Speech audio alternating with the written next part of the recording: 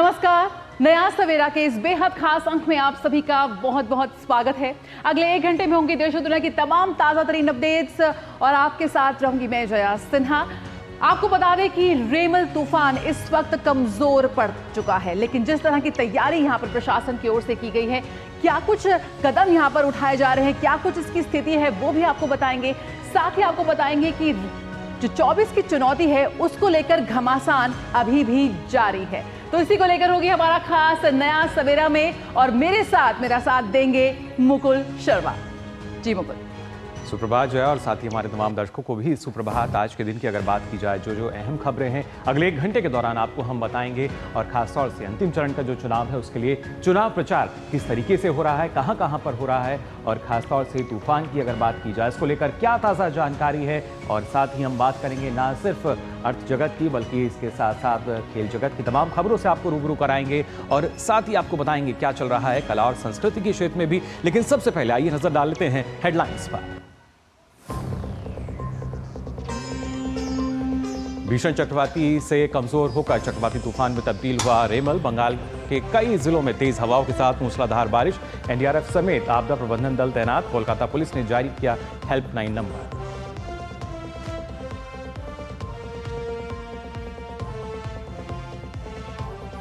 रेमल तूफान को लेकर नेवी और कोस्ट गार्ड की टीमें तैनात। प्रधानमंत्री नरेंद्र मोदी ने आपदा प्रबंधन समेत बाकी पहलुओं का लिया जायजा। गृह मंत्री अमित शाह ने कम से कम नुकसान के लिए अधिकारियों को दिए जरूरी निर्देश।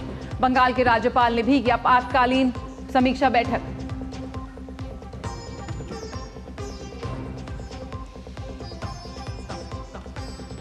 आखिरी चरण के चुनाव प्रचार में सभी सियासी दलों ने लगाया पूरा जोर। आज अमित शाह यूपी के कुशीनगर, सलेमपुर और चंदौली में, तो जेपी नड्डा भी वाराणसी में करेंगे अलग अलग वर्गों का सम्मेलन।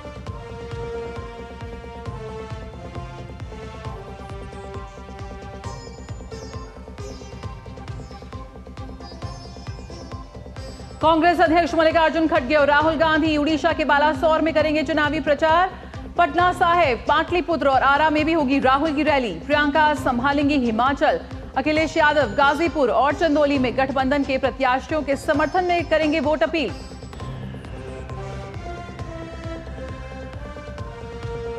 रफाह में हमास के एक और ठिकाने पर इजराइल का हवाई हमला। कम से कम 35 लोग मारे गए, कई लोग घायल।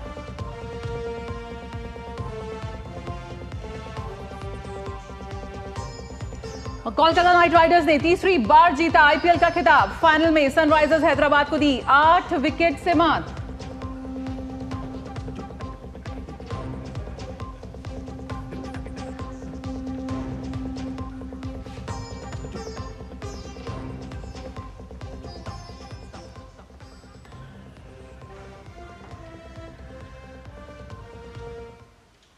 नया सवेरा में शुरुआत करेंगे इस वक्त की सबसे अहम खबर से। बात करेंगे गंभीर चक्रवाती तूफान रेमल की, जो इस वक्त कमजोर होकर चक्रवाती तूफान में तब्दील हो गया है। रेमल अब उत्तर पूर्व की ओर बढ़ रहा है, जहां इसके और कमजोर पड़ने की संभावना है। बिल्कुल, चक्रवात के चलते बंगाल के तटीय इलाकों से 1 लाख से ज्यादा लोगों को राहत शिविरों में भेजा गया है, और चक्रवात से निपटने के लिए पश्चिम बंगाल में एनडीआरएफ की 14 टीमें तैनात हैं, जो कि लगातार राहत बचाव कार्य में जुटी हैं। इसके साथ ही पुलिस प्रशासन भी अलर्ट मोड पर है। चक्रवात के प्रभाव से निपटने के लिए भारतीय नौसेना भी पूरी तरीके से मुस्तैद है। बिल्कुल, लेकिन इस वक्त सबसे अहम खबर ये कि रेमल तूफान इस वक्त थोड़ा कमजोर पड़ता हुआ नजर आ रहा है, और जिस तरह के अपडेट्स इस वक्त मिल रही हैं, बताया जा रहा है कि आगे भी इसके और कमजोर होने के आसार हैं। लेकिन केंद्र सरकार की ओर से आपदा प्रबंधन के लिए तैयारी पूरी है। खुद कल देर शाम प्रधानमंत्री नरेंद्र मोदी ने चक्रवात रेमल से निपटने की तैयारियां और राहत उपायों की समीक्षा के लिए बैठक की अध्यक्षता की। जी बिल्कुल, और बैठक में आपदा प्रबंधन, बुनियादी ढांचे और अन्य संबंधित पहलुओं का उन्होंने जायजा भी लिया था। और इससे पहले भी हमने देखा है, जब इस तरह की आपदा की स्थिति होती है तो जाहिर तौर पर प्रधानमंत्री खुद कोशिश करते हैं कि जो अभी तक जिस तरह का सिस्टम चल रहा है उसको जाना जाए, समझा जाए, और किस तरीके से जो प्रबंधन है उसको बेहतर ढंग से हम कर सकते हैं। फिलहाल इस चक्रवाती तूफान की अगर बात की जाए, जो पहले गंभीर चक्रवाती तूफान था, अब वो चक्रवाती तूफान में तब्दील हो गया है, और मौसम विभाग ने ये संभावना जताई है कि अगले कुछ और घंटों के दौरान ये कमजोर पड़ता जाएगा, और अब ये उत्तर पूर्व की ओर बढ़ रहा है। बिल्कुल, तो सीवियर साइक्लोनिक स्टॉर्म रेमल अब साइक्लोनिक स्टॉर्म में यहाँ पर तब्दील हो चुका है, लेकिन इसके खासा असर हमने देखा कल पश्चिम बंगाल में भी जब तेज हवाएं वहां चली। आपको बता दें कि गृह मंत्री अमित शाह ने कम से कम नुकसान के लिए अधिकारियों को जरूरी निर्देश दिए हैं। उन्होंने चक्रवात रेमल के मद्देनजर संबंधित अधिकारियों से बात की है, साथ ही उन सभी क्षेत्रों में एनडीआरएफ की पर्याप्त तैनाती की गई है जहां चक्रवात का प्रभाव हो सकता है और लोगों को सुरक्षित क्षेत्रों में पहुंचाया यहां जा रहा है और आपदा प्रतिक्रिया एजेंसियां भी ये सुनिश्चित करने के लिए युद्ध स्तर पर काम कर रही हैं। बिल्कुल, इस बारे में ज्यादा जानकारी के लिए हमारे संवाददाता तापस भट्टाचार्य हमारे साथ जुड़ चुके हैं। तापस, क्या ताजा जानकारी मिल पा रही है रेमल के बारे में? देखिए, सबसे पहले तो जैसे आपने कहा कि रेमल की जो इंटेंसिटी है उसमें खासा कमी देखने को मिली है। इस वक्त जो है वो एक साइक्लोनिक स्टॉर्म में तब्दील हो चुका है। साइक्लोनिक स्टॉर्म में जब तब्दील हुआ है तो उसका मतलब ये है कि इसकी जो तीव्रता है वो कम हुई है। इससे पहले जो इसकी तीव्रता था करीब 110 से 120 किलोमीटर प्रति घंटा की रफ्तार से ये चल रहा था।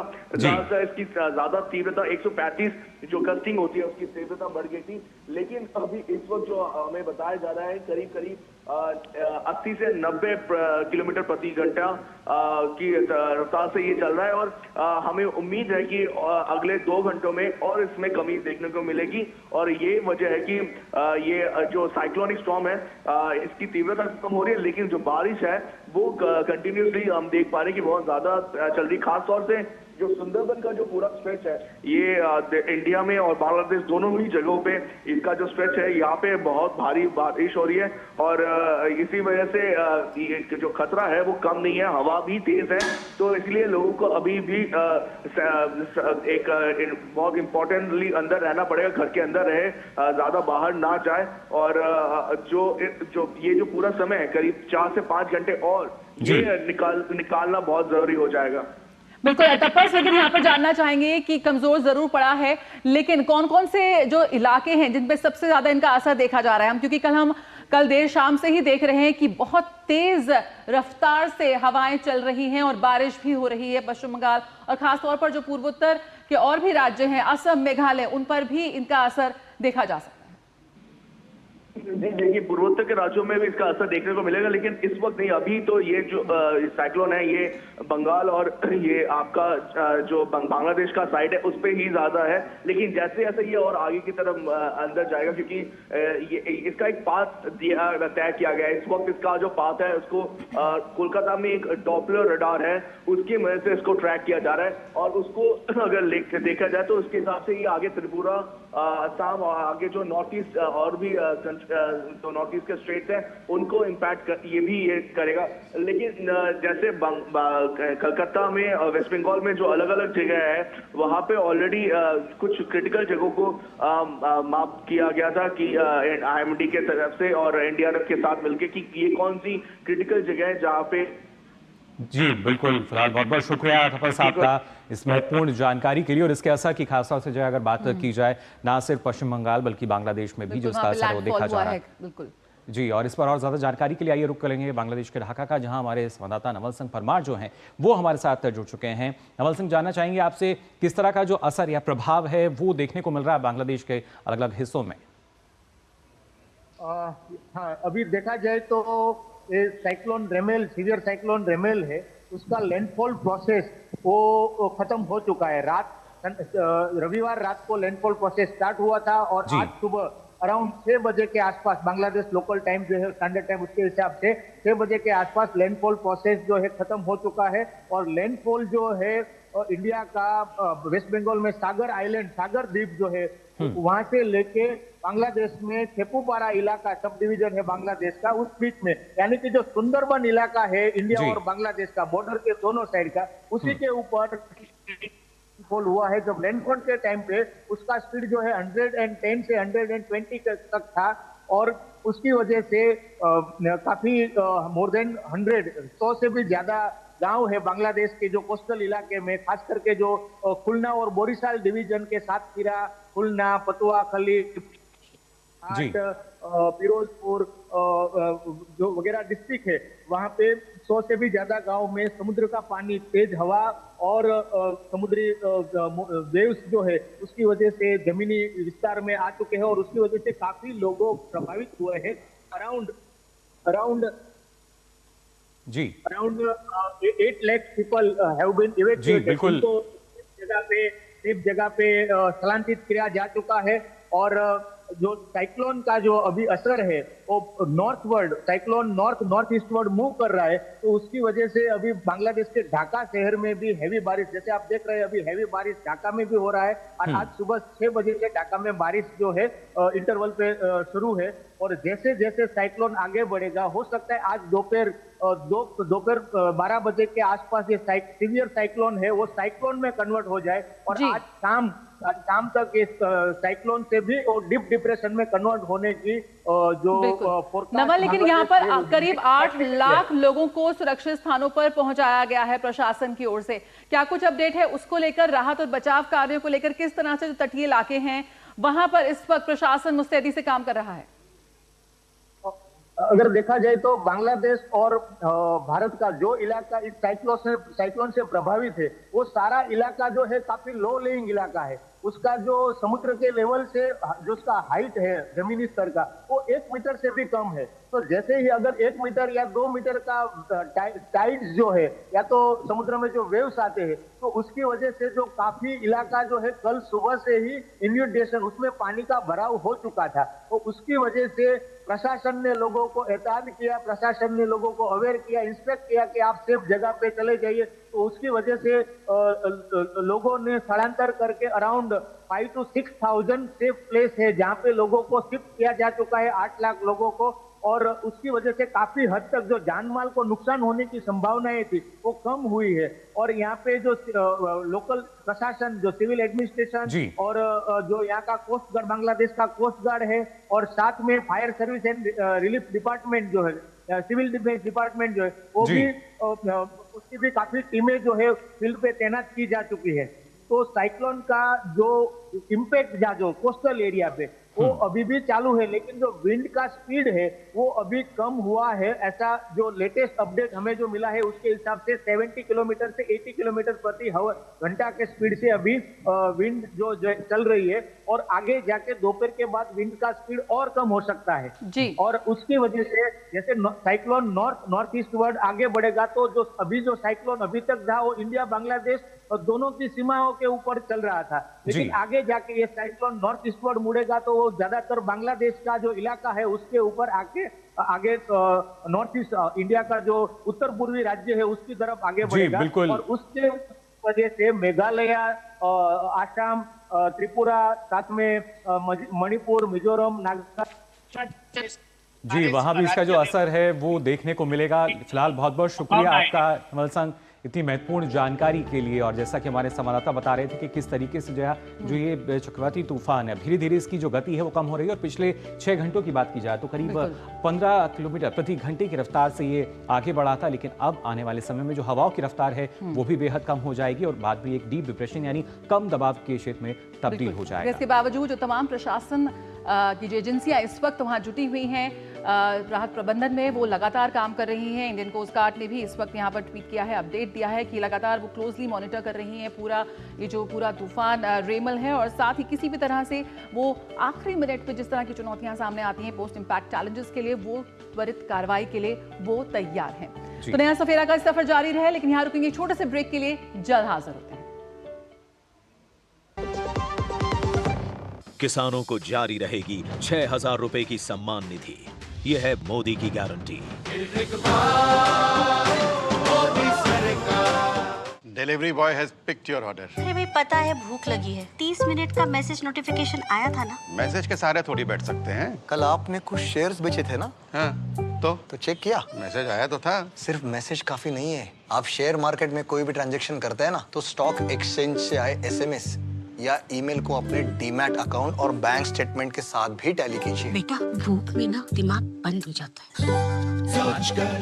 समझ कर इन्वेस्ट कर। बात जब पीढ़ियों के लिए बनने वाले घर की हो तो जिम्मेदारी बड़ी हो जाती है। गैलेंट समझता है ये जिम्मेदारी। अब डबल M रिब्स के साथ गैलेंट एडवांस TMT रीबार, निर्माण का रियल हीरो। मैं क्या जी, सब जानते हैं, जहां दिखे मारियो, अपना समझ के खा लियो।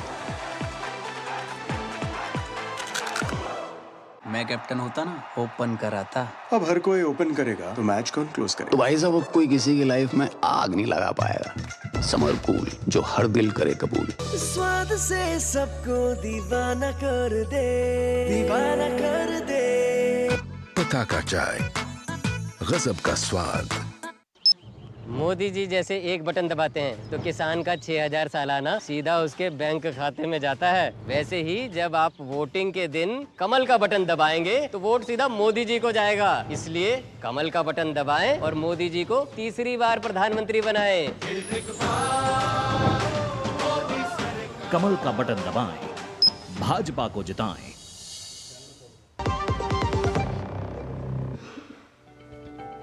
ब्रेक के बाद आप सभी का एक बार फिर स्वागत नया सवेरा में। और ब्रेक जाने से पहले आपने जाना रेमल तूफान की जो स्थिति है ताज़ा, वो क्या बनी हुई है, किस तरीके से उसकी वजह से जो स्थितियां हैं उनको सामान्य करने में तमाम एजेंसियां जो हैं वो जुटी हुई हैं। जय बिल्कुल। और ये आपको बता दें कि वैसे तो रेमल तूफान कमजोर पड़ रहा है और आगे भी इसके और कमजोर होने के आसार हैं, लेकिन केंद्र सरकार की ओर से आपदा प्रबंधन के लिए तैयारी पूरी है।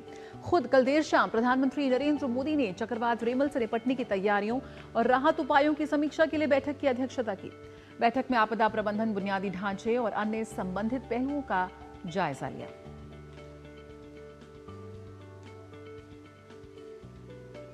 तो किस तरीके से चक्रवात तूफान रहेगा, इससे निपट सकते हैं। इसके बाद गृह मंत्री अमित शाह ने भी कम से कम नुकसान के लिए अधिकारियों को जरूरी निर्देश दिए।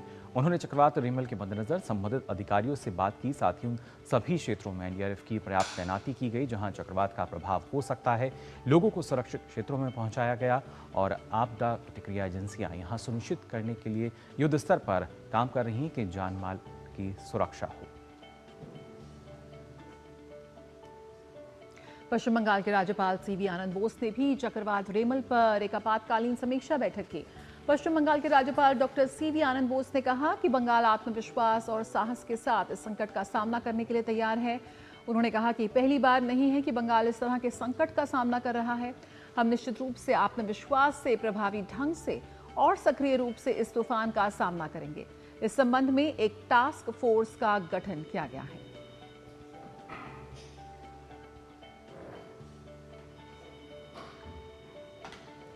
और इस बीच कोलकाता पुलिस ने किसी भी तरह की सहायता लेने के लिए हेल्पलाइन नंबर जारी किए हैं। आपातकालीन स्थिति के लिए 9432610428 पर फोन कर सकते हैं या फिर 9432610429 पर भी आप संपर्क कर सकते हैं। और आपको बता दें कि भीषण चक्रवाती तूफान रेमल का लैंडफॉल अभी भी चल रहा है और इसके असर से पूर्वोत्तर राज्यों में आपदा प्रबंधन अधिकारियों और सुरक्षा बलों को हाई अलर्ट पर रखा गया है और जिला प्रशासनों को एहतियात की कदम उठाने के लिए कहा गया है। मौसम विभाग के अनुसार पश्चिम बंगाल के सागर द्वीप और बांग्लादेश के खेपुपारा के बीच भूस्खलन हो सकता है, भारी बारिश हो सकती है।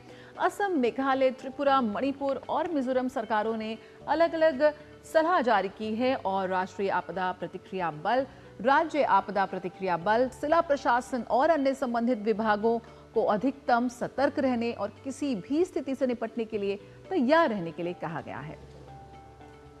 असम के साथ साथ बाकी पूर्वोत्तर राज्यों में आज और कल भारी बारिश की चेतावनी दी गई है।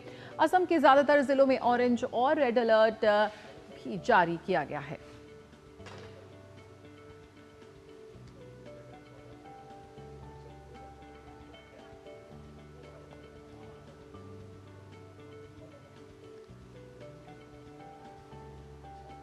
और आइए अब नया सवेरा में बात करते हैं 24 की चुनौती की।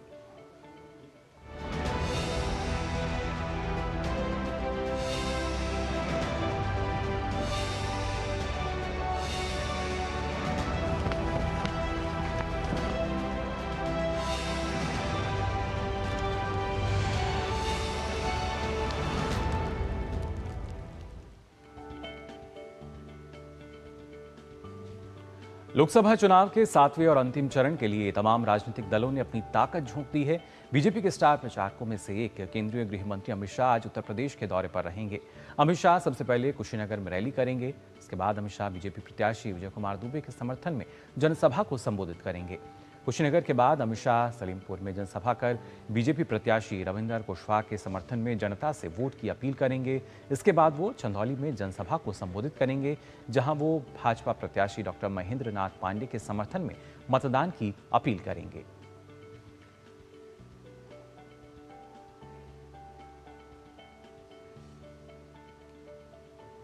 लोकसभा चुनाव के छठे चरण में हुए मतदान के लिए अब सभी राजनीतिक पार्टियों की नजरें अंतिम और 7वें चरण पर टिक गई हैं।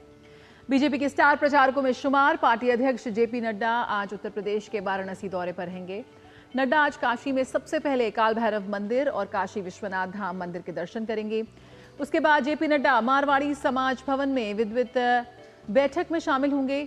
इसके बाद वो गिरजा देवी सांस्कृतिक संकुल ऑडिटोरियम में बुनकर कारीगर महासम्मेलन और सरोज पैलेस में प्रभावी मतदाता सम्मेलन कार्यक्रम में भी हिस्सा लेंगे।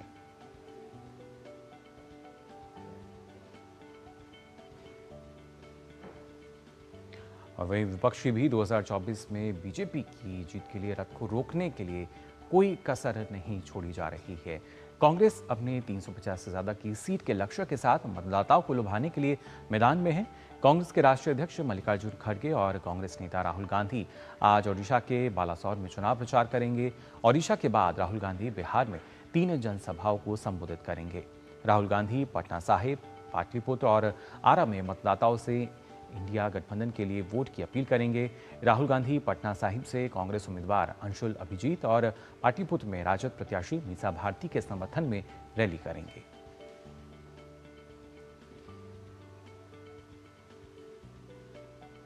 इसके साथ ही कांग्रेस की स्टार प्रचारकों में से एक पार्टी महासचिव प्रियंका गांधी आज हिमाचल प्रदेश का रण संभालेंगी।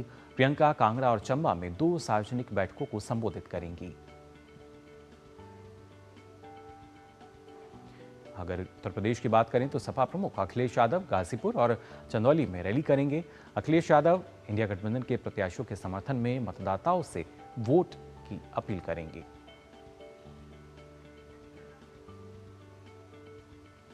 सातवें और अंतिम चरण में पूर्वांचल की मिर्जापुर लोकसभा सीट पर भी मतदान होना है।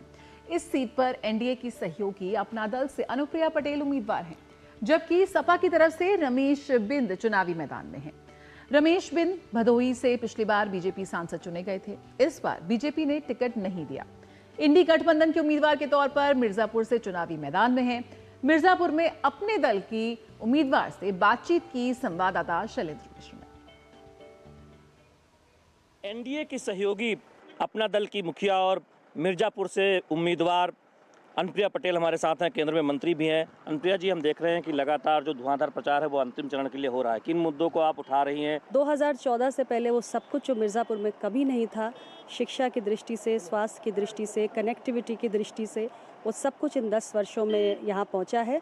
और मिर्ज़ापुर का 10 वर्षों में जो बदलाव हुआ है, जो विकास हुआ है, मैं उसकी बात अपने आम जनमानस के बीच में कर रही हूं और तीसरी बार एनडीए के प्रत्याशी के रूप में उनका आशीर्वाद पाने की आकांक्षी भी हूं। पूरा एनडीए एक रणनीति के साथ चुनाव लड़ रहा है, लेकिन चुनौती भी है। समाजवादी पार्टी के साथ कांग्रेस है, वो लोग भी काफ़ी दावे कर रहे हैं। देखिए, दावे तो चुनाव में बहुत लोग करते हैं, लेकिन आप पूरे उत्तर प्रदेश का दृश्य देखिए आज।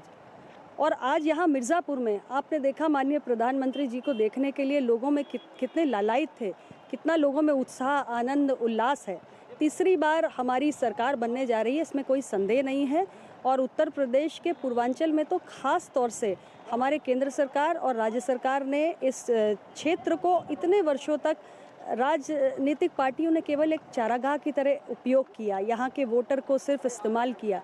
लेकिन हमारी दोनों सरकारों ने पूर्वांचल के विकास पर विशेष जोर दिया है और यहाँ का मतदाता भी पूरी मजबूती के साथ हमारे इस गठबंधन के साथ, एनडीए गठबंधन के साथ खड़ा है। माननीय प्रधानमंत्री जी ने भी इस बात का जिक्र किया कि 62 सालों में पहली बार एक महिला उम्मीदवार मैदान में है। राहुल गांधी और अखिलेश यादव बहुत सारे आरोप लगा रहे हैं सरकार पे और सत्ता में आने पे कह रहे हैं कि बहुत वादे भी कर रहे हैं, कुछ गारंटी भी दी। विपक्ष के किसी भी प्रकार के दावों का कोई मतलब नहीं है।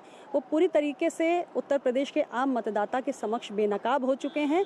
और ये तमाम जो गठबंधन बने हैं, पूर्व में भी बहुत प्रयोग हुए हैं, लेकिन उत्तर प्रदेश की जनता ने सिर्फ और सिर्फ एनडीए को अपने दिल में बसाया है। मिर्जापुर में अगली प्राथमिकता क्या होगी जीतने पर? मेरी कोशिश होगी कि जनता के बीच में से और जो समस्याएं निकल कर आती हैं उन पर भी काम होगा और जो प्रोजेक्ट्स जिनका अभी शिलान्यास हुआ है चुनाव के पहले पहले, वो सारे प्रोजेक्ट्स को गति देकर समयबद्ध तरीके से उनको पूरा करा सकते हैं। तो इस तरह से हम अलग अलग चुनाव क्षेत्रों में जा रहे हैं, बात कर रहे हैं उम्मीदवारों से। कैमरामैन कमलेश के साथ शैलेंद्र मिश्र, डीडी न्यूज, मिर्जापुर। और वहीं केंद्रीय मंत्री और उत्तर मुंबई से भाजपा उम्मीदवार पीयूष गोयल प्रधानमंत्री नरेंद्र मोदी के संसदीय क्षेत्र वाराणसी में हैं। आखिरी चरण के तहत यहां 1 जून को मतदान होना है। पीयूष गोयल आज सुबह सैर के साथ चुनाव प्रचार करने लोगों के बीच पहुंच गए।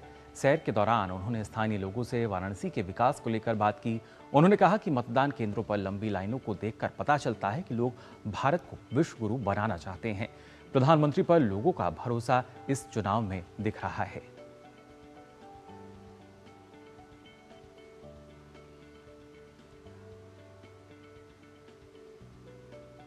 तो तमाम कद्दावर नेता, दिग्गज नेता लोगों के बीच जा रहे हैं, उनसे बातचीत कर रहे हैं। योगा करते नजर आए केंद्रीय मंत्री। और इसी के साथ 24 की चुनौती में फिलहाल इतना ही।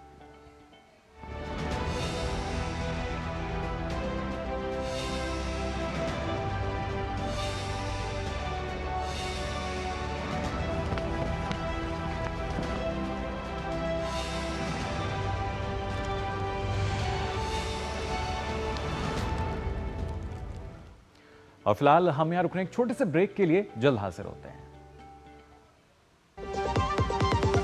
70 साल से अधिक आयु के सभी वरिष्ठ नागरिकों को 5 लाख रुपए का मुफ्त इलाज। ये है मोदी की गारंटी। बात जब पीढ़ियों के लिए बनने वाले घर की हो तो जिम्मेदारी बड़ी हो जाती है। गैलेंट समझता है ये जिम्मेदारी। अब डबल एम रिम्स के साथ गैलेंट एडवांस TMT रीबार, निर्माण का real hero. Curiosity can take you to some out of the world places. Took me to the moon today. Curious about this place? Scan this QR code before I take it off with my Seat tires.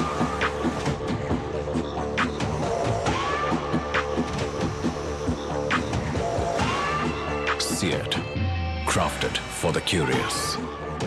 तेरी होने वाली mother in लोग कुछ ज्यादा ही traditional है। Traditional लोग ज्यादा emotional होते हैं। तो भाई साहब, अब कोई किसी की लाइफ में आग नहीं लगा पाएगा। समर कूल, जो हर दिल करे कबूल। तुम्हें पता है इन्वेस्टर्स के लिए एक इन्वेस्टर प्रोटेक्शन फंड होता है, IPF। लेकिन अगर तुम्हारा ट्रेड एक्सचेंज पर एग्जीक्यूट नहीं हुआ या फिर कोई गारंटीड रिटर्न्स वाली स्कीम है तो ये IPF आपकी मदद नहीं कर सकता है। और अगर आपका ब्रोकर ही डिफॉल्टर बन जाए तो फिर IPF आपको कॉम्पेंसेशन दिला सकता है। कहाँ से सीखा? NSE की साइट पर। सोच कर, समझ कर, इन्वेस्ट कर।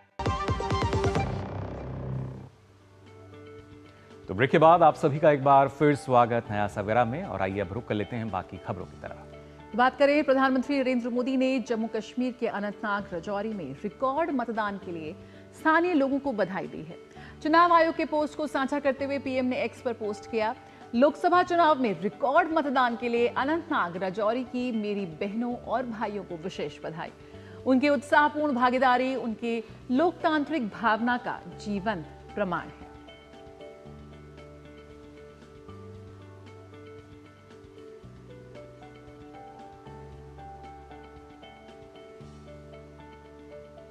और वहीं रक्षा मंत्री राजनाथ सिंह ने भारतीय सीमा में चीनी घुसपैठ के विपक्ष के आरोपों को खारिज किया। एक टीवी चैनल को दिए इंटरव्यू में उन्होंने कहा कि बतौर रक्षा मंत्री वह ये आश्वस्त करना चाहते हैं कि भारत की 1 इंच जमीन पर कोई कब्जा नहीं कर सकता। उनकी पार्टी ने कभी देश की सेना और जवानों की बहादुरी और शौर्य पर सवाल नहीं उठाया है।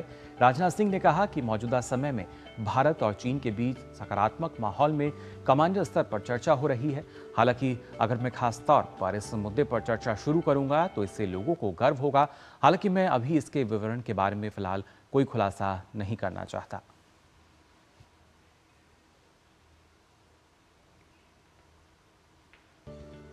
और देश में तेजी से बढ़ते अंतर्राष्ट्रीय फर्जी कॉल से ठगी के मामलों को लेकर सरकार सख्त है। सरकार ने दूरसंचार सेवा प्रदाताओं को अंतर्राष्ट्रीय फर्जी फोन कॉल रोकने के निर्देश दिए हैं। संचार मंत्रालय ने एक विज्ञप्ति में कहा कि जालसाज भारतीय नागरिकों को भारतीय मोबाइल फोन नंबर दिखाकर अंतर्राष्ट्रीय फर्जी फोन कॉल कर रहे हैं। इन फोन कॉल से साइबर अपराध और वित्तीय धोखाधड़ी की जा रही है। विज्ञप्ति में कहा गया कि दूरसंचार विभाग के साथ मिलकर दूरसंचार सेवा प्रदाता ने अंतर्राष्ट्रीय फर्जी कॉलों को पहचानने और उन्हें किसी भी भारतीय दूरसंचार ग्राहक तक पहुंचने से रोकने में मदद करने के लिए एक प्रणाली तैयार की है। दूरसंचार विभाग के निर्देशों के मुताबिक भारतीय लैंडलाइन नंबरों के साथ आने वाली अंतर्राष्ट्रीय फर्जी कॉलों को दूरसंचार सेवा प्रदाता पहले से ही ब्लॉक कर रहा है। मंत्रालय ने कहा कि अब दूरसंचार सेवा प्रदाता को ऐसी अंतर्राष्ट्रीय फर्जी कॉलों को ब्लॉक करने के निर्देश जारी किए गए हैं। हालांकि दूरसंचार विभाग ने टेलीकॉम यूजर्स की सुरक्षा के लिए संचार साथी पोर्टल सहित कई पहल की हैं, लेकिन इन प्रयासों के बावजूद अभी भी कुछ धोखेबाज ऐसे हो सकते हैं जो अन्य तरीकों से ठगी करने में सफल हो जाएं। ऐसी कॉलों के लिए यूजर्स चक्षु पर फ्रॉड कम्युनिकेशन की रिपोर्ट कर सकते हैं।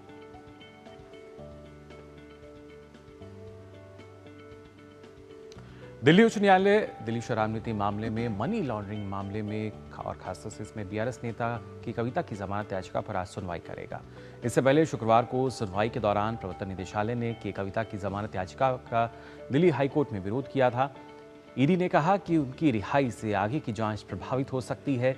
वहीं कोर्ट ने कविता के वकील की आंशिक दलीलें सुनी और आगे की कार्रवाई आज के लिए सूचीबद्ध की।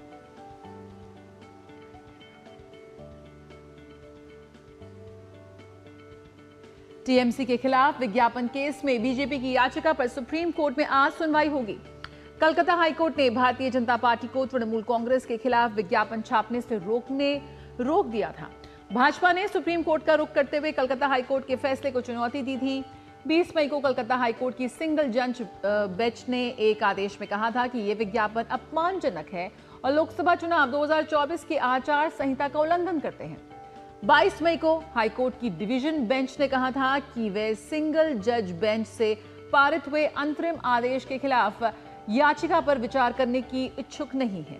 इसके बाद बीजेपी ने सुप्रीम कोर्ट में स्पेशल लीव पिटीशन लगाई, जिस पर जस्टिस जेके माहेश्वरी और जस्टिस केवी विश्वनाथन की बेंच सुनवाई करेगी। याचिका में 20 मई के अंतरिम आदेश के साथ साथ हाईकोर्ट से पारित आदेश पर भी रोक लगाने की मांग की गई है।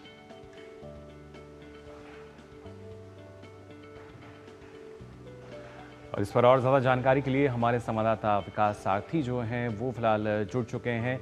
विकास, खासतौर से अगर बात की जाए, लगातार हमने देखा है कि किस तरीके से इससे पहले भी जो सुनवाई हुई हैं उनमें ये मुद्दा उठा था, लेकिन अब जो ताज़ा जानकारी की अगर बात की जाए, क्योंकि पहले जब सिंगल जज बेंच ने अपना एक आदेश जो है वो दिया था, उसके बाद उस पर भी कार्रवाई की बात कही गई थी। फिलहाल अब जो ताज़ा स्थिति है, किस तरह की उम्मीद है उसमें? बिल्कुल, देखिए, इसमें जो सिंगल जज बेंच का ऑर्डर आया था उसके खिलाफ कोशिश की थी बीजेपी ने कि मामला हाईकोर्ट की डबल बेंच के सामने उठाया जाए, लेकिन वहां पर भी डिवीजन बेंच ने किसी तरह का हस्तक्षेप से इनकार कर दिया। तो फिर सुप्रीम कोर्ट में ये मामला पहुंचा है। बीजेपी की दलील है, दो पहलुओं पर दलीलें रखी गई अपनी। पहला ये कि ये जो आदेश है वो बगैर बीजेपी को सुने पारित किया गया, जिसको एक्स पार्टी ऑर्डर कहा जाता है। तो वो उन्होंने कहा कि ये जो नेचुरल जस्टिस की बात होती है उसके खिलाफ जाता है ये आदेश, क्योंकि दूसरे पक्ष को सुना ही नहीं गया। दूसरा बीजेपी की दलील ये है कि इसमें हाईकोर्ट को इस तरह का आदेश देना नहीं चाहिए था, क्योंकि मामला चुनाव आयोग के सामने लंबित था। जैसे ही ये टीएमसी ने ये जो विज्ञापन थे जिनको लेकर के आपत्ति थी टीएमसी को, इसको लेकर उन्होंने चुनाव आयोग के सामने भी शिकायत दर्ज की थी, जिस पर चुनाव आयोग ने बीजेपी को नोटिस जारी करते हुए एक सुनवाई का दिन तय किया था। लेकिन उससे पहले टीएमसी जब हाईकोर्ट गई तो हाईकोर्ट ने इस तरह का एक ऑर्डर पारित कर दिया, जिसको बीजेपी ये कहती है कि ये एक तरफा है और इसीलिए इसको हटाया जाना चाहिए। जो आदेश है सीधे कहा गया है कि 4 जून तक बीजेपी टीएमसी को टारगेट करता हुआ कोई भी नहीं देगी।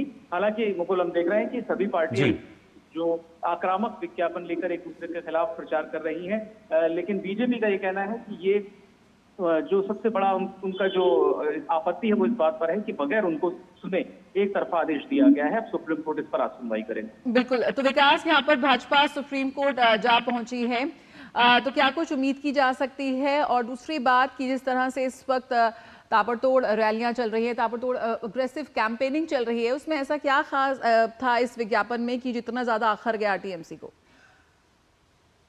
सबसे बड़ी टीएमसी की आपत्ति ये थी कि व्यक्तिगत हमले किए गए हैं ममता बनर्जी पर खास तौर से, और उनको हिंदू विरोधी कहीं पर घोषित किया गया है कुछ एड्स में। तो ये ads model code of conduct का वायलेशन करते हैं, ऐसी टीएमसी की दलील थी। जहां तक सुनवाई की बात करें तो कोशिश बीजेपी की यही होगी कि इस पर जल्द से जल्द कोई अंतरिम आदेश ले लिया जाए, क्योंकि 4 जून में बहुत ज्यादा वक्त बचा नहीं है, कुछ ही दिन बचे हैं। और अगर ये आदेश जारी रहता है तो जो विज्ञापन वहां पर बीजेपी ने जो तैयार किए थे, जो उनको लगता है कि काफी प्रभावशाली भी हो सकते हैं, वो उनको प्रकाशित करने की, उनको देने की, उनको चलाने की अनुमति मिले बीजेपी को जल्द से जल्द।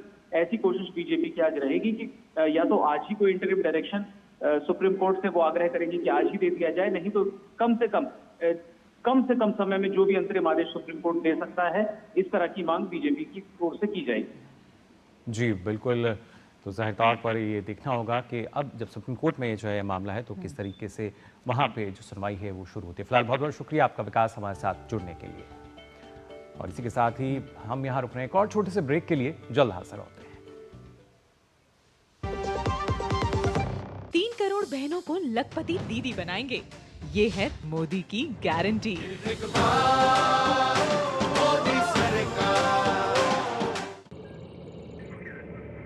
Curiosity can take you to some out of the world places. Took me to the moon today. Curious about this place? Scan this QR code before I take it off with my Seat tires.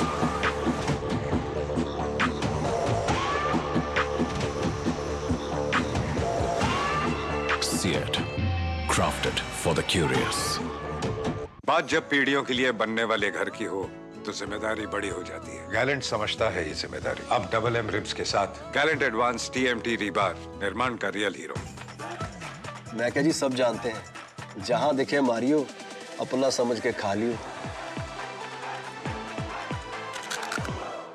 स्वाद से सबको दीवाना कर दे, दीवाना कर दे। पता का चाय, गजब का स्वाद। ब्रेक के बाद स्वागत है, आप देख रहे हैं नया सवेरा, और अब बारी अखबारों की सुर्खियों की।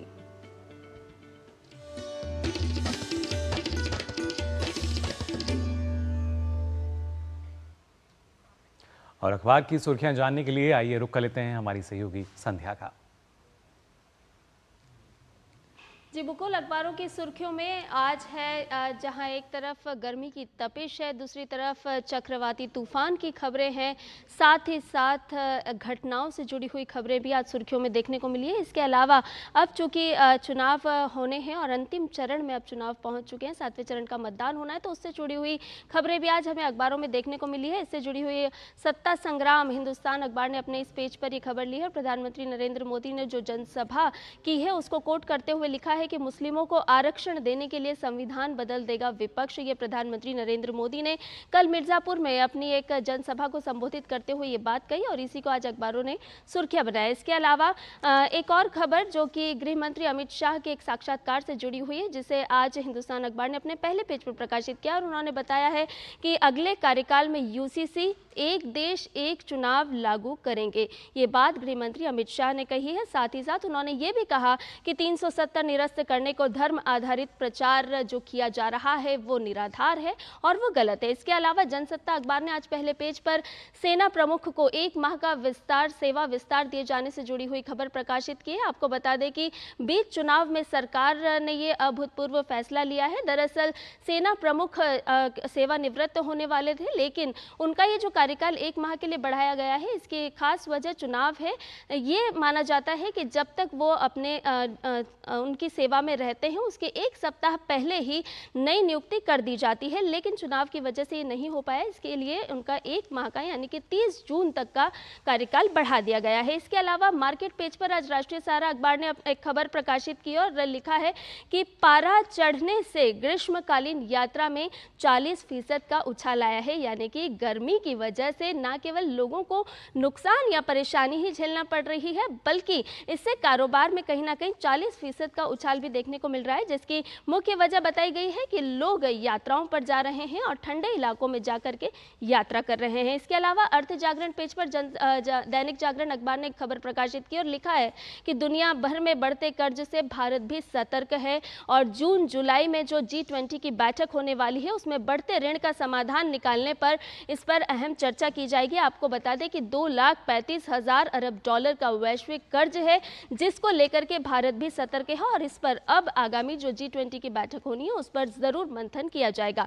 और चलते चलते एक और खबर की बात कर लेते हैं, जिसे हरिभूमि अखबार ने अपने देश विदेश पेज पर प्रकाशित किया और बताया है, क्योंकि कहते हैं ना कि कुछ देश ऐसे हैं जिनको उन्हीं की भाषा में समझाना बहुत जरूरी हो जाता है। तो इसी बात को कोट करते हुए लिखा है कि भारत ने चीन को उसी की भाषा में जवाब दिया है और अब दक्षिण चीन सागर में घुसकर ड्रैगन को भारत दे रहा है जवाब और नाक के नीचे युद्धपोत को उतार दिया गया है, यानी कि जहाज कठर किल्टन की तैनाती कर दी गई है। तो आज के अखबारों में ये है अलग अलग क्षेत्रों से जुड़ी हुई खास और अहम खबरें।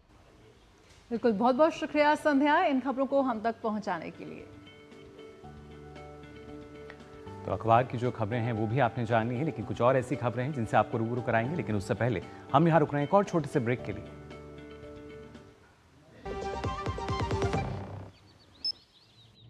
मोदी जी जैसे ही एक बटन दबाते हैं तो बुजुर्गों की पेंशन सीधा उनके बैंक खातों में आ जाती है। वैसे ही जब आप वोटिंग के दिन कमल का बटन दबाएंगे तो वोट सीधा मोदी जी को जाएगा। इसीलिए कमल का बटन दबाएं और मोदी जी को तीसरी बार प्रधानमंत्री बनाएं। कमल का बटन दबाएं, भाजपा को जिताएं। यकीन है खुद पर है नाज, सुनती हूँ अपने मन की आवाज। कभी शर्मीली तो कभी हूँ जाबाज। रुकना मेरी आदत नहीं, थमना मेरी चाहत नहीं। मैं हूँ नारी, यही मेरा अंदाज। हर जिम्मेदारी मैं बखूबी निभाती हूँ। वोट दे प्राउड वोटर कहलाऊंगी। पूरे देश संग चुनाव का पर्व मनाऊंगी। शुक्ला बता रहा था आपके बाबूजी ने जायदाद का कुछ हिस्सा नौकर के नाम कर दिया। अब नौकर हर काम अपना घर समझ के करेगा। समरकूल जो हर दिल करे कबूल। Curiosity can take you to some out of the world places. Took me to the moon today. Curious about this place? Scan this QR code before I take it off with my Seat tires.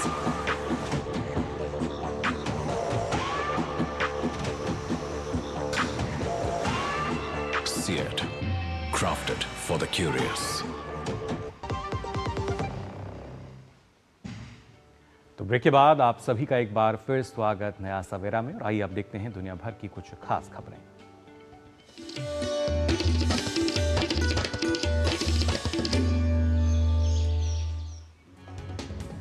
Israel की ओर से Gaza के रफा में की गई air strike में कम से कम 35 फिलिस्तीनी लोग मारे गए और कई लोग घायल हो गए हैं। इजरायली सेना की ओर से कहा गया है कि उसकी एयरफोर्स ने रफा में हमास के एक ठिकाने पर हमला किया। अमेरिकी प्रांत टेक्सास और ओक्लाहोमा में भीषण तूफान से भारी तबाही हुई, जिसमें 2 बच्चों समेत 7 लोगों की मौत हो गई और 100 से ज्यादा लोग घायल हो गए हैं। दोहा से आयरलैंड जा रहे एक विमान के डगमगाने से 6 यात्री और चालक दल के 6 सदस्य घायल। डबलिन हवाई अड्डे ने एक बयान में कहा कि कतर एयरवेज का विमान रविवार दोपहर तुर्की के ऊपर उड़ान भरते समय विमान डगमगाने लगा। आर्मेनिया और जॉर्जिया में भारी बारिश और नदियों के तट टूटने से आई भयानक बाढ़ में एक व्यक्ति की मौत हो गई। कई गांवों और शहरों में पानी भर गया है। हालांकि आर्मेनिया के उत्तरी क्षेत्रों से 200 से अधिक लोगों को सुरक्षित निकाल लिया गया है। और आइए अब बात कर लेते हैं कारोबार की।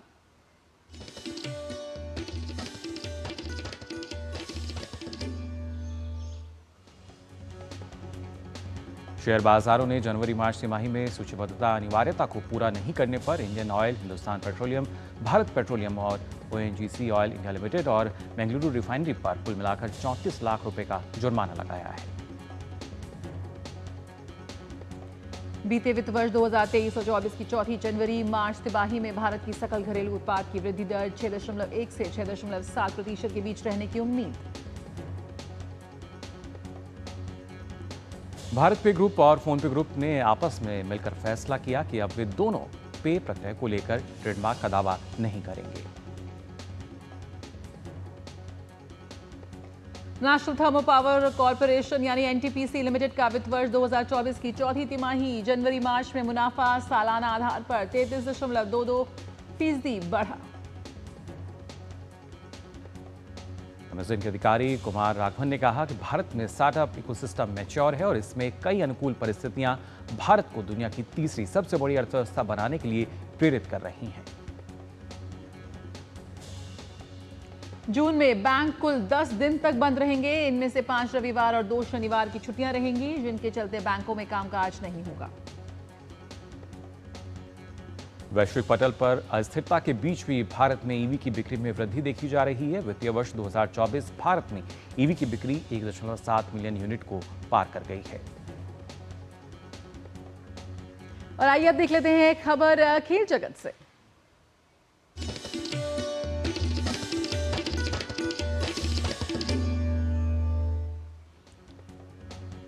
कोलकाता नाइट राइडर्स ने तीसरी बार आईपीएल का खिताब अपने नाम कर लिया। टूर्नामेंट के खिताबी मुकाबले में कोलकाता नाइट राइडर्स ने सनराइजर्स हैदराबाद को 8 विकेट से हराकर आईपीएल की ट्रॉफी पर अपना कब्जा जमाया।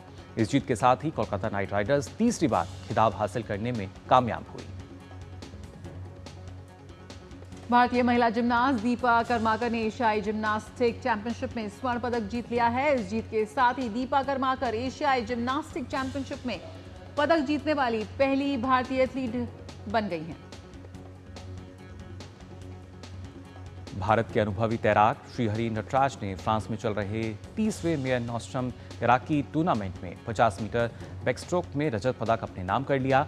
उन्होंने 25.50 सेकंड का समय निकालकर हंगरी के एडम जास्जुक के बाद दूसरा स्थान हासिल किया।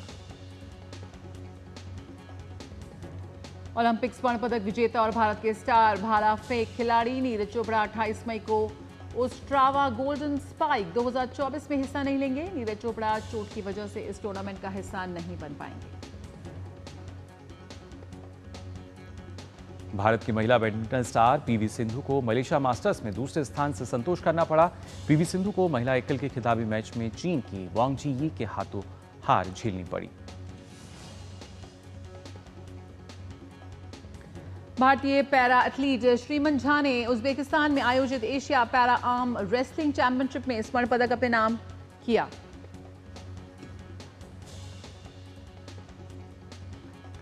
और आइए अब खबरें देखते हैं सिनेमा जगत से।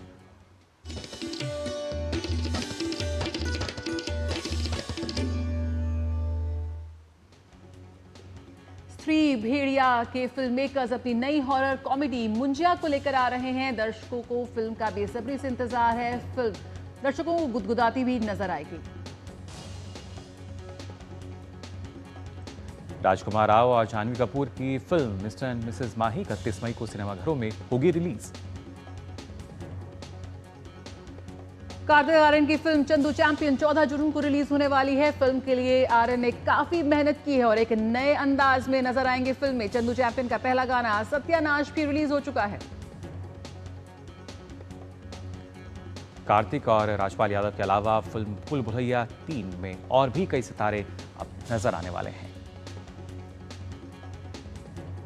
अल्लू अर्जुन की फिल्म पुष्पा द रूल अब 15 अगस्त 2024 को सिनेमाघरों में दस्तक देगी। पुष्पा द राइज के बाद पुष्पा द रूल के लिए लोगों को है जबरदस्त इंतजार।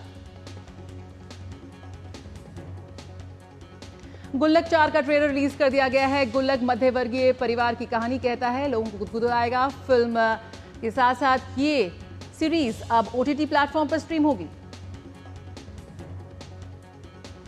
फिल्म ब्लैकआउट का टीजर रिलीज हुआ। इसमें विक्रांत मैसी के साथ सुनील ग्रोवर भी एक अनोखे अंदाज में नजर आ रहे हैं। असम्बल्ड कास्ट के साथ तो फिल्म दर्शकों को हंसाती भी नजर आएगी। एक्ट्रेस दिव्या खोसला अपनी फिल्म सावी में हाउसवाइफ के रोल में नजर आएंगी। सावी अ ब्लडी हाउसवाइफ में अनिल कपूर और हर्षवर्धन राणे भी महत्वपूर्ण भूमिकाओं में हैं। फिल्म एक थ्रिलर है। दिव्या खोसला फिल्म एक नए अवतार में होंगी। और नया सवेरा में आप आइए बात कर लेते हैं आपकी सेहत की भी।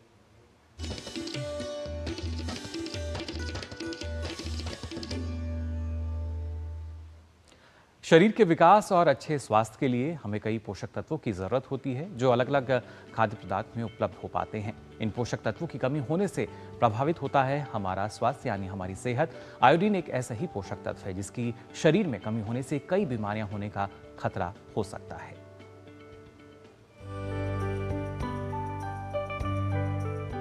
बेहतर स्वास्थ्य के लिए सही पोषण की आवश्यकता होती है। ऐसा ही एक महत्वपूर्ण पोषक तत्व है आयोडीन, जिसका मानसिक और शारीरिक विकास में महत्वपूर्ण योगदान होता है। गर्भवती महिलाओं को सामान्य महिलाओं की तुलना में अधिक मात्रा में आयोडीन की आवश्यकता होती है। आयोडीन की सबसे महत्वपूर्ण भूमिका थायराइड के समुचित कार्य को सुनिश्चित करने के लिए होती है।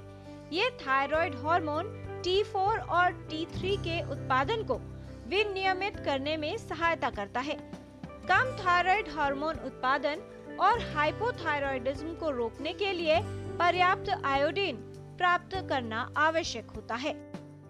आयोडीन एक बहुत ही महत्वपूर्ण पोषक तत्व या माइक्रोन्यूट्रिएंट है जिसके सबसे ज़रूरी, सबसे महत्वपूर्ण रोल है थायराइड ग्लैंड की डेवलपमेंट और थायराइड हार्मोन के सिंथेसिस में। अगर आयोडीन की कमी हो तो जो थायराइड ग्लैंड है वो अपने T3 और T4 नामक हार्मोन्स को सही तरह से नहीं बना पाता है, जिसकी वजह से हाइपोथायराइडिज्म नाम की प्रॉब्लम हो सकती है। भारत की सरकार ने सन 1962 में ये निर्णय लिया था कि एक यूनिवर्सल सॉल्ट आयोडाइजेशन किया जाए। इसका मतलब कि जो सॉल्ट, जो नमक हम यूज़ कर रहे हैं घर में, उसमें ज़रूरी है, मैंडेटरी है कि उसमें आयोडीन से फोर्टिफिकेशन किया जाए। और आज की डेट में इंडिया में सभी घरों में ये आयोडाइज सॉल्ट यूज़ किया जा रहा है और इसी सॉल्ट को यूज़ करना बहुत ही महत्वपूर्ण है ताकि हम इसकी डेफिशिएंसी को प्रिवेंट कर सकें और थायराइड हार्मोन सिंथेसिस में कोई प्रॉब्लम ना आए। गर्भावस्था में सहायक होता है आयोडीन। गर्भस्थ शिशु के विकास में उपयोगी। शिशु के मस्तिष्क का उचित विकास हो, इसके लिए आयोडीन की मात्रा पर्याप्त मिलनी चाहिए। बच्चों में संज्ञात्मक कार्य यानी कॉग्निटिव फंक्शन को बेहतर बनाता है। जन्म के समय शिशु का वजन सही हो, इसमें भी आयोडीन महत्वपूर्ण है। थायराइड हार्मोन के संतुलन के लिए आयोडीन आवश्यक है। अगर गर्भावस्था के दौरान गर्भवती महिला को आयोडीन डेफिशिएंसी है तो इसका बहुत खराब असर होने वाले शिशु पे आ सकता है और शिशु का जो थायराइड ग्लैंड है उसके डेवलपमेंट में बहुत प्रॉब्लम आ सकती है, जिस वजह से नवजात शिशु को कॉन्जेनाइटल हाइपोथायराइडिज्म नाम की प्रॉब्लम हो सकती है। इसमें उसको थायराइड हार्मोन के लेवल्स कम होने के कारण उसके दिमागी डेवलपमेंट में या शारीरिक डेवलपमेंट में दोनों में ही काफ़ी प्रॉब्लम आएगी और बच्चे का IQ काफ़ी कम हो सकता है, जिसको हम मेंटल रिटार्डेशन भी बोलते हैं। और ये जो स्थिति है ये पूरी तरह से प्रिवेंटेबल है, इसकी रोकथाम बिल्कुल संभव है। इसीलिए मैं दोबारा कहना चाहूँगी कि आयोडाइज सॉल्ट का ही यूज़ किया जाना चाहिए। शरीर में आयोडीन की कमी होने पर कई बीमारियों की संभावना बढ़ जाती है। आयोडीन की कमी से होने वाले विकार विश्व भर में बड़ी सार्वजनिक स्वास्थ्य समस्या है, जिनके विषय में जागरूकता आवश्यक है और इनसे बचाव भी किया जा सकता है। पर्याप्त मात्रा में आयोडीन का सेवन आयोडीन की कमी से होने वाले रोगों से बचाव करने का उपयोगी और प्रभावशाली विकल्प है। किरण भारद्वाज, DD न्यूज। तो रखें अपनी सेहत का ख्याल और आइए नया सवेरा में अब बात कर लेते हैं मौसम की। विभिन्न शहरों के तापमान पर डाल लेते हैं नजर।